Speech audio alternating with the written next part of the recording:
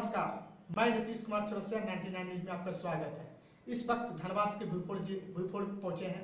यहाँ पर धनबाद से एक रैपर गाना जो यूट्यूब पर अभी लाखों के व्यूअर देख रहे हैं। आपने देखा होगा कि धनबाद पर गाना बना हुआ है, बासेपुर है धनबाद और दूसरी रांची झारखंड। इस तमाम दोनों जिलों के ऊपर गाना बनाने वाले रैपर सौरभ कुमार से बातचीत करते हैं कि धनबाद को किस तरह से बदलाव देखना चाहते हैं और रांची शहर को, झारखंड को क्या पहचान दिलाना चाहते हैं। हम लोग को बेसिकली धनबाद के ऊपर गाना करने का आइडिया रांची के बाद ही आया, क्योंकि मैं यहाँ पे पढ़ाई भी कर रहा हूँ और धनबाद बेसिकली काफी फेमस है कोयलों को लेकर। बट सिर्फ कोयला ही नहीं, और भी बहुत कुछ है यहाँ पे जिसको हम लोग बाहर दिखा सकते हैं लोगों को। और म्यूजिक के फील्ड में रिप्रेजेंट करना धनबाद को काफी जरूरी था। काफी यहाँ पे आर्टिस्ट काम कर रहे हैं, बट अभी तक बहुत ज़्यादा सपोर्ट या फिर कहीं से ऐसा हाइप नहीं मिल पाया है। तो कहीं ना कहीं हमारा मेन मकसद था कि धनबाद को जो भी फेमस जगह है यहाँ पे, उसको एक रैप म्यूजिक के थ्रू हम लोग उसको पहुँचाएं जनता के बीच। आखिर क्यों झारखंड की पहचान नहीं है क्या? हाँ, अगर देखा जाए मैं बाहर रहा हूँ काफ़ी, राजस्थान में रहा हूँ, हरियाणा में रहा हूँ, तो कहीं ना कहीं झारखंड की पहचान काफ़ी कम है उस जगह पे। उस टाइम जब मैं गया वहाँ पे तो फील हुआ मुझे इस चीज़ का। तो कहीं ना कहीं मुझे एक दिमाग में था कि कैसे भी करके अपने शहर को फेमस करना है, या कैसे भी, मतलब वो इम्पोर्टेंट है वो चीज़। तो मुझे म्यूजिक में इंटरेस्ट काफ़ी पहले से था, मैं गाने कर रहा था। तब मुझे की ख्याल आया कि नहीं, अगर मैं शहर के ऊपर एक गाना करता हूँ तो वो पूरा एक शहर को रिप्रेजेंट करेगा एज हिप हॉप म्यूजिक में, और वो उससे मैं कम समय में अपने शहर के ज़्यादा चीज़ को दिखा सकता हूँ लोगों के बीच में, जिससे उसके पहचान भी बन सकती है और लोगों को मालूम भी चलेगा कि हाँ चीज़ फेमस है, ये चीज़ नहीं है। हम चाहेंगे रैपर सौरभ से कि धनबाद पर जो बने 2 टूक गाने गाकर जो है दर्शक को सुनाए। बिल्कुल, जो मेरा रैप पार्ट है ऐसा। ब्लैक डायमंड कोयले की है ये राजधानी, पुरानी बाजार में है भीड़ इतनी रास्ता नहीं, बचपन गुजरा गलियों में कौन कहता वास्ता नहीं, वंशली में रहता खाता मैं तो पास्ता भाई, पूरे झारखंड में और कहीं हैटी नहीं है, हीरापुर बेंगलोर सिलगेट में तू आता नहीं है, मैथन डायमंड टिंडा फॉल में क्या तू नहाता नहीं है, SSL एंट्री कॉलेज के चक्कर लगाता नहीं है। आपने धनबाद के बारे में इतनी सारी जो खूबियां बताया, इतनी सारी पहचान दिलाया, यूट्यूब पर आपकी जो है व्यूअर जो है कितने? अभी तो धनबाद वाले गाने में 1 लाख व्यूज क्रॉस हो चुका है, और रांची 2 रिलीज किए हम लोग 2 दिन पहले, और उसका काफी अच्छा रिस्पांस आ रहा है। ऑलमोस्ट 15,000 व्यूज पहुंच चुके हैं। अब तक जो है झारखंड जिले के कितने जिलों पर आपने जो है रैपर सॉन्ग गाया और कितने जो है काम चल रहा है? अभी तो रांची के ऊपर पहला पार्ट किया था लास्ट ईयर, जो काफी तेजी से वायरल हुआ था, और अभी 6.5 लाख व्यूज हो चुके उस गाने में। उसके बाद रांची के बाद हम लोग पटना की तरफ स्विच किए थे, क्योंकि पटना ही बिहार की राजधानी है, तो वहाँ पे हम लोग गाना किया था। उसके बाद चूंकि धनबाद मेरा स्टडी प्लेस है और मैंने पढ़ाई भी मेरा चल रहा है यहाँ पे BIT सिंदरी में, तो काफी लोग कहना था कि यहाँ के लिए भी गाना होना चाहिए, तो फिर धनबाद किया। उसके बाद बहुत सारा चीज रांची 1 में छूट गया था, और बहुत सारे आर्टिस्ट जैसे हैं वो लोग कोलैब करना चाह रहे थे, और भी लोकल आर्टिस्ट को हम लोग प्रमोट करना चाहते कि चलो ये गाने में जहाँ सब वहाँ फेमस है, डांसिंग जैसे अर्बन कोर है, साइकिल स्टंट है, BFF टीम बाइक स्टंट है, रैपर है वहाँ पे, स्पैज बीट बॉक्सर है, वाइट थ्रो, तो काफी लोग वहाँ पे हैं जिनको एक मंच देना काम था रांची 2 सॉन्ग में।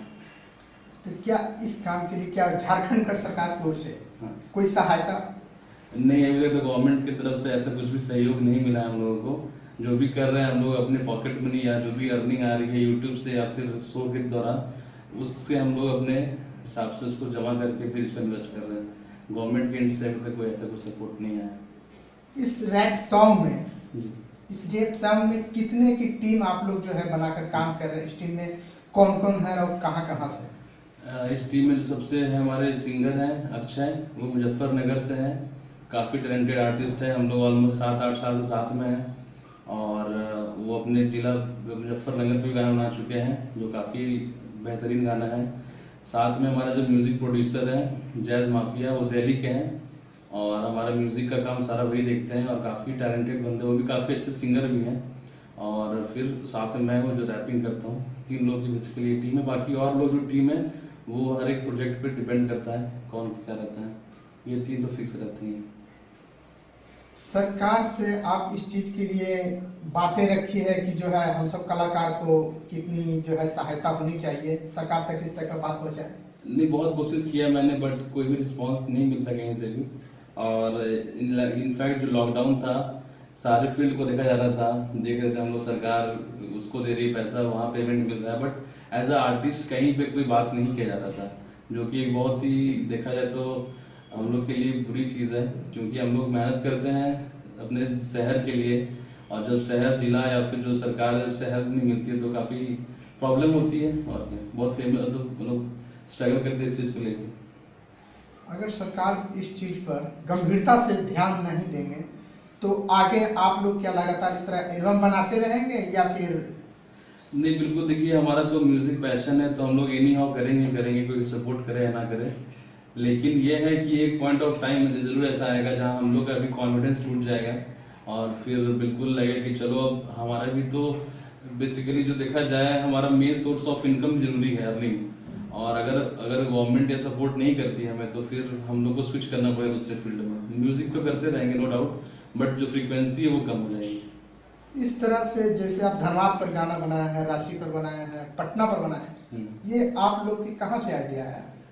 ये आइडिया आया हम लोग को कि सारे लोग बिजी थे अपने अपने चीज पर्सनल टॉपिक को लेके, इमोशंस पे गाना बना रहे थे, कोई प्यार पे बना रहे थे, दोस्ती पे, ब्रेकअप पे। तो जो शहर का था ये आइडिया बेसिकली अक्षय को आया पहला बार, जो मेरा सिंगर है, वो अपने शहर पे बनाया, मुजफ्फरनगर पे गाना। उसके बाद जब वो गाना काफी अच्छा रहा, उसके बाद हम लोगों ने डिसाइड किया कि रांची पे बनाते हैं, क्योंकि झारखंड में हिप हॉप कल्चर बहुत ही कम अभी ग्रो हुआ है, लोग रैप सुनना उतना यूज टू नहीं हुए हैं। चूंकि अब गली बॉय मूवी आया था, उसके बाद से थोड़ा लोग रैप को लेके जान हुए कि हाँ हिप हॉप म्यूजिक पे भी कुछ चल रहा है। तो रैप के थ्रू लोगों के सामने पेश करना अपने आप में एक चैलेंज था, क्योंकि रैप मतलब होता है कि नॉन स्टॉप फ्लो चलता रहना चाहिए, और उसमें बहुत लोगों को समझ में नहीं भी आता। तो हम लोग को फ्लो भी ऐसा रखना था कि आम लोग भी समझ पाए। अब रांची गाना सुनिएगा, बिल्कुल आपको हर चीज समझ में आ जाएगा उसमें क्या चल रहा है गाने के अंदर। तो अपने आप में एक चैलेंज था हम लोग के लिए, और हम लोग डिसाइड कि नहीं हम लोग करना है, और बस काफी अच्छा प्यार मिला लोगों का, बहुत ज्यादा। जैसे रैपर सौरभ जी, दूसरी बड़ी बात है कि आपकी जो यूट्यूब पर जो चैनल है वो किस नाम से है, और लोगों को किस तरह से जो है अपील करना चाहेंगे कि छोटे कलाकार, कोई कलाकार छोटा नहीं होता है, क्योंकि आज की डेट की जो बात करते हैं, जो जिसकी मतलब जो पसंद आ जाए, जो शेयर करते हैं, बहुत से ऐसे जो है यूट्यूब पर सॉन्ग मिलते हैं जिसकी खासियत रहती है कि जो गाना अच्छे होते हैं उनको लोग काफी शेयर करते हैं, लाइक भी करते हैं। तो कलाकार छोटा और बड़ा नहीं होता। बिल्कुल, हमारा चैनल जो यूट्यूब पे है वो अक्की रैपिंग के नाम से है, और सर्च करना काफी इजी है। अगर आपको सर्च करना है रांची गाना, आप सीधा रांची 2 सॉन्ग लिखिए, यूट्यूब पे पहले नंबर पे आ जाएगा। वासेपुर सुनना है तो वासेपुर सॉन्ग लिखिए, पहले पे आ जाएगा। और बस एक की पॉइंट वही नाम, बस गाना आ जाएगा आपका टॉप सर्च पे। आखिर में धनबाद पर फिर दूसरा भी गाना कोई बन रही है क्या? बहुत ज्यादा डिमांड लोगों का आ रहा है कि धनबाद 2 बनाया जाए, और हम लोग बिल्कुल विचार कर रहे हैं। अगर मान लिया वैसा हमें कंटेंट अभी बनाना शुरू कर रहे हैं, अगर वैसा अच्छा कंटेंट बन के आता है तो बिल्कुल हम लोग पार्ट 2 करना चाहेंगे। बहुत प्यार मिला है लोगों से। जैसा कि सरकार की तरफ से कोई आपको स्पॉन्सर नहीं मिल रहा, क्या प्राइवेट कंपनी को से क्या स्पॉन्सर मिल रही है? हाँ, प्राइवेट कंपनीज तो काफ़ी हेल्प करते हैं हमें, इवन प्रमोशन के भी रिगार्डिंग। जो एक पटना की कंपनी है time craft, Shekhar Sinha sir का कंपनी है, वो काफ़ी हमें प्रमोट करते हैं। वो है बेसिकली पटना के, बट वो सारे आर्टिस्ट को सपोर्ट करते हैं। कहीं भी शो वगैरह होता है तो हमें इनवाइट भी किया जाता है वहाँ पे। और प्राइवेट्स काफ़ी और प्रभात का और भी काफ़ी सपोर्ट करते हैं हम लोग।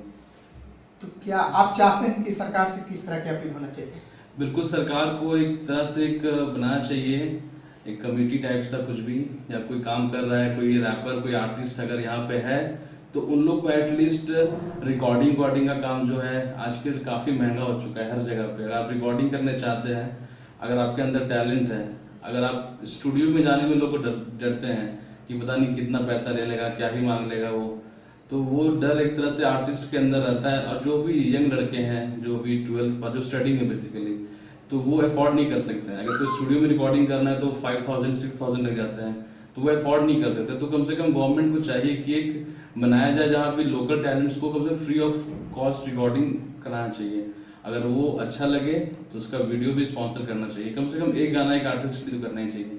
अगर वो चले तो अच्छी बात है, नहीं तो फिर और लोगों को चांस देना चाहिए। जैसा कि आप तीनों साथी मिलकर जो बना रहे हैं, तीनों साथी से कहाँ मुलाकात हुई और किस तरह से जो है आगे की जो है रैपिड पर ध्यान आया? हम लोग बेसिकली वहाँ हरियाणा जब बीटेक करने के लिए गए थे, तो वहीं मेरी मुलाकात अक्षय से हुई थी फर्स्ट टाइम।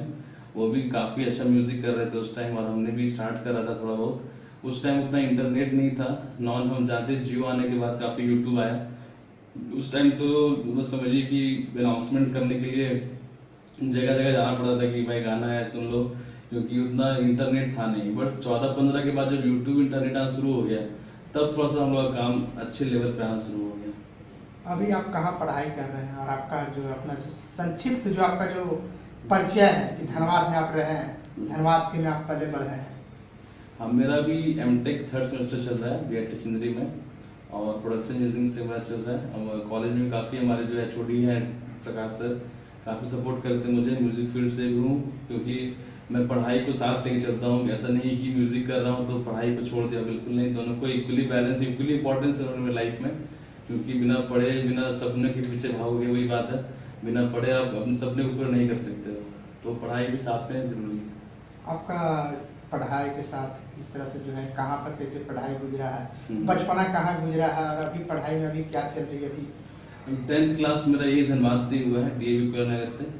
और उसके बाद 12th करने के लिए डीएवी बरियातू रांची चला गया था। उसके बाद 1 साल ड्रॉप करके कोटा में तैयारी करा जेई के लिए।